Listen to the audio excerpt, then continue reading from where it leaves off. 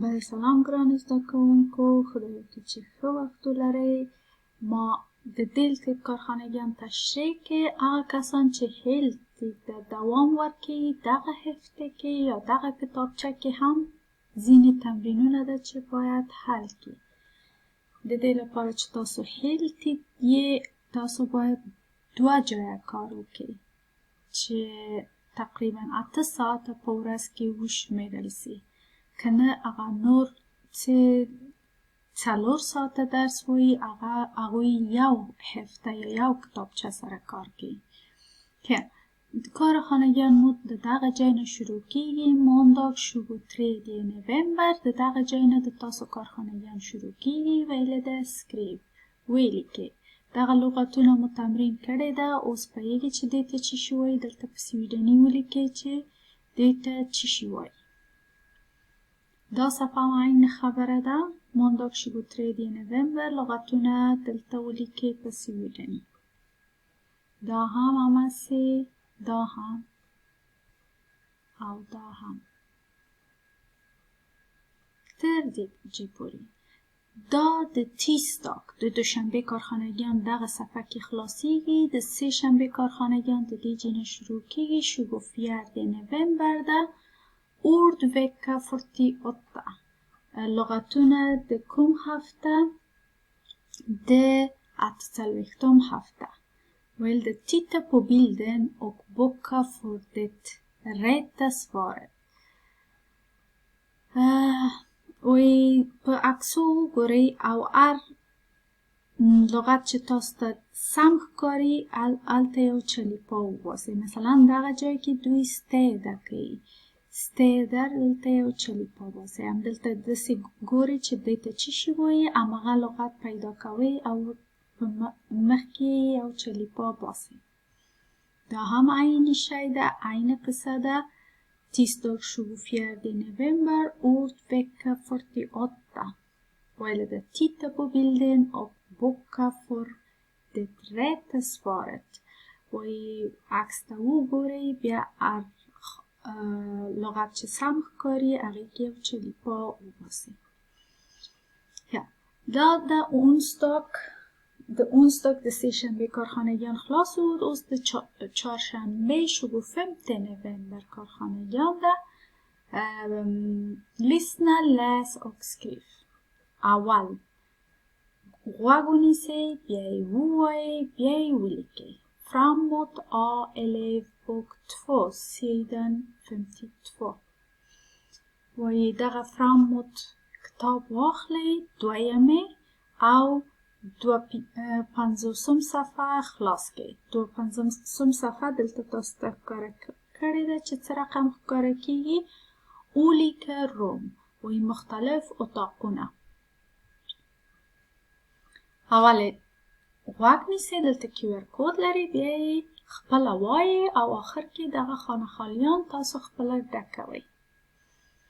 دا هم د onsdag 25 نوامبر کارخانگی ده.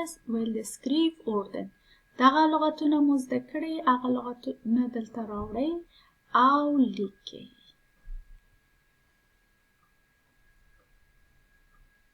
دا هم نویم ده. دغه هفته مو تمرین کړی ده. ورب یا فعلونه ده چې تاسو زده کړی ده. دلته راوړئ یو دلته لیکئ. ویل ده سکریف. ډوډۍ پخول ته چی شي وایي؟ کالي مینځلو ته چی شي وایي؟ ټولې دلته لیکئ. دا هم د torsdag 26 نوامبر کارخانگی ده. lyssna, läs och skriv. غوږ ونیسئ، بیا یې خپله ووایئ او آخر سر کې بیا ولیکئ.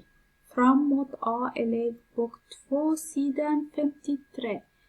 möbler. دغه framåt 2 کتاب اخلئ. 53 صفحه خلاصوئ. د کور لوازم شیان ده تاسو ته تشریح کوي او دغه خانه‌خالیان آخر سر کې ډکوئ. دا هم د torsdag 26 november کارخانگی ده. ولی ده lyssna, läs och skriv. وای اول غوږ ونیسئ بیا ووایئ او آخر سر کې ولیکئ. Framåt A11 bok 2 sidan 54. Framåt 2 کتاب واخلئ او 450 صفحه پکې خلاص کړئ. Möbler i köket och badrum. فرنیچر د تشناب او د آشپزخانه تشریح شوی ده. دلته QR کود لري. بیا دلته کارخانگیان راځي د فریداگ 27 نوامبر ته، یعنی د جمعې ورځ کارخانگیان د دې جمعه شروع کیږي. ویلي ده سکریپ دغه لغتونه مو زده کړې ده، تمرین مو ورسره کړی ده. اوس راځئ دلته لیکئ چې دې ته چی شي وایي په سویډني، دې ته چی شي وایي په سویډني او دې ته چی شي وایي. دا هم fredag 27 november کارخانگی ده. I vilket rum. دلته QR کود لري. I vilket rum finns de här sakerna. وایي په کوم اتاق کې دا شیان پیدا کیږي. دا داسې جملې ده چې نیمایي لیکل شوې ده. نیمه تاسو د دغه ځای نه تکمیلوئ. دغه ځایونه تکمیلوئ.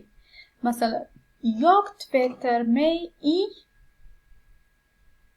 زه خپل ځان مینځم. چیرته؟ آشپزخانه کې مینځم ځان، تشناب کې مینځم ځان، د خوب کوټې کې مینځم ځان، یا هم سالون کې مینځم ځان. خو طبیعي ده چې دغه تشناب کې مینځم ځان نه. همداسې jag sover i. زه خوب کوم په کوم کوټه کې؟ آشپزخانه کې خوب کوم، تشناب کې خوب کوم، خوب کوټې کې خوب کوم، یا هم سالون کې خوب کوم. هر یوې چې تاسو ته سم ښکاري هغه راوړئ دلته دا جملې تکمیلوئ. دا هم د جمعې کارخانگی ده. fredag 27 november ویل ده lyssna, läs och skriv. وایي اول غوږ ونیسئ بیا ووایئ او آخر سر کې ویې لیکئ. framåt A11 bok 2 sidan 55. کوم کتاب ده؟ framåt A ده دویمه او 55 صفحه خلاصوی. چی شي د موضوع این انترویو met Alva. یو انترویو ده Alva سره. دلته QR کود لري. غوږ نیسئ. کوم صفحه کې؟ 55 صفحه کې. دا د fredag 27 november Alva په هکله ځینې سوالونه ده. تاسو باید جواب ورکړئ. دلته QR کود لري. دلته تاسو ته ویل ده titta på sidan 55 skriv svar. sidan 55 دغه صفحه خلاصوئ د دغه کتاب 55 صفحه او دغه سوالات ته جواب ورکوئ. زه دغه پوښتنې تاسو ته ترجمه کوم. bor Alva ensam. آیا وایي الوا یوازې ژوند کوي؟ bor de i ett trevåningshus eller i ett höghus. وایي آیا هغوی یو 3 منزله بلډینګ کې ژوند کوي یا هم یو جګ بلډینګ کې یا کور کې ژوند کوي. var bor hon. چیرته ژوند کوي هغه؟ vem bor hon tillsammans med. وایي هغه چا سره ژوند کوي؟ چا سره یو ځای ده. vilken våning bor de på. په کوم منزل کې هغوی ژوند کوي؟ hur stor är lägenheten. څومره ده لویوالی د آپارتمانه. vad gör de på balkongen på sommaren. هغوی چی شي کوي په بالکن یا برنده کې په ګرمیانو کې یا تابستانو کې. hur gammal är Alva. څو کلن ده Alva. varför vill Alva inte flytta. وایي ولې نه غواړي Alva چې دا ځای نه لاړ شي کوچ وکړي. när tror du att Alva flyttar. ته څه فکر کوي چې Alva څه وخت کوچ کشي کوي؟ vad heter Alvas pojkvän. څه نوم لري د Alva pojkvän. بن یا وبخښئ هغه هلک چې ورسره په حساب جوړه ده. Var bor Alvas pojkvän؟ وایي هماغه هلک چې ورسره جوړه ده چېرته ژوند کوي. ښه، همدومره و د تاسو کارخانګیان. خدای وکړي چې پوه سوي یاست. بیا هم که سوال پېښ سي تاسو کولی سئ واتساپ کې ما سره په تماس سئ. ښه ورځ ولرئ، ښه وخت. خدای مو په امان.